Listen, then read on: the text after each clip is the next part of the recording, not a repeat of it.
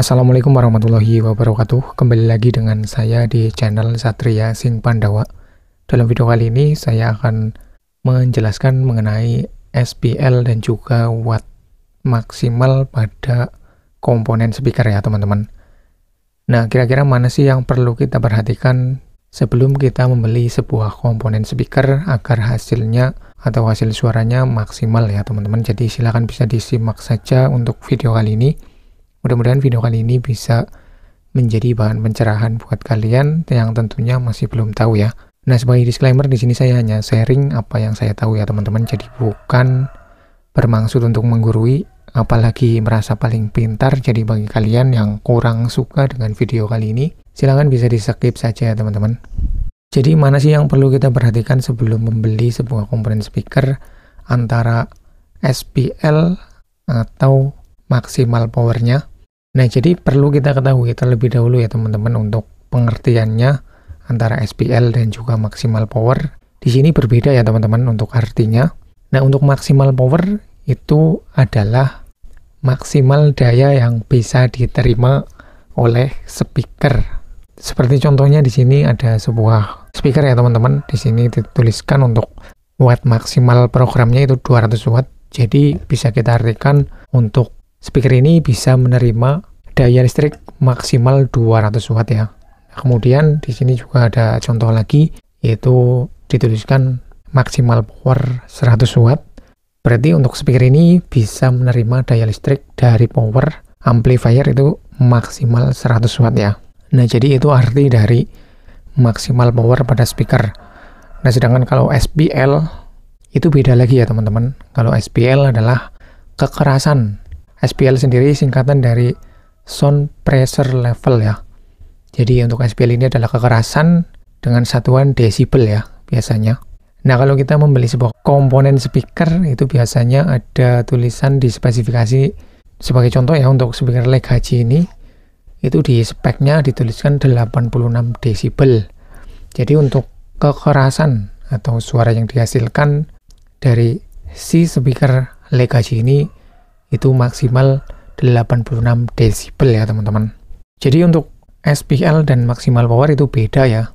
Nah, kembali ke pertanyaan, terus mana yang harus kita perhatikan sebelum membeli sebuah komponen speaker antara SPL atau maksimal powernya?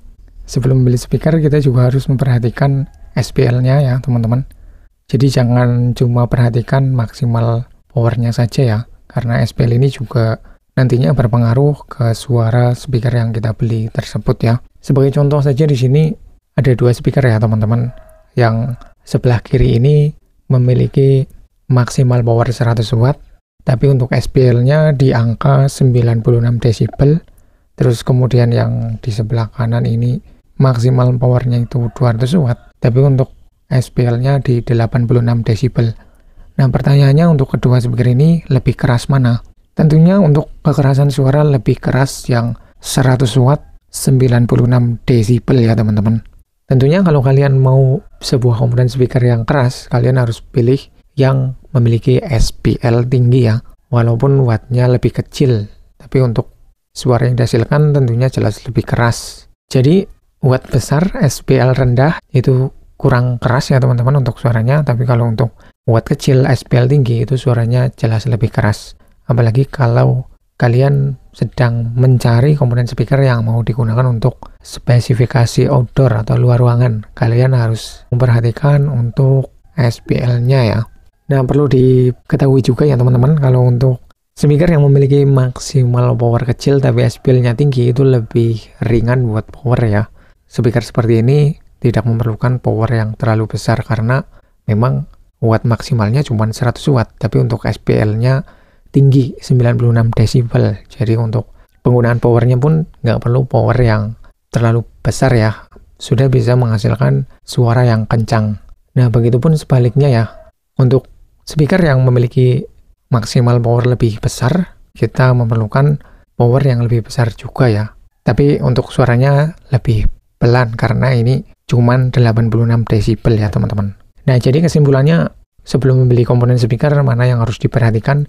Tentunya kita harus memperhatikan keduanya ya. Kalau untuk maksimal power kita harus perhatikan dengan power yang akan kita gunakan. Nah, kalau untuk SPL kita juga harus perhatikan ya teman-teman. Perlu memperhatikan kalau kita mau menggunakan komponen speaker tersebut di luar ruangan, kita pilih yang SPL tinggi ya.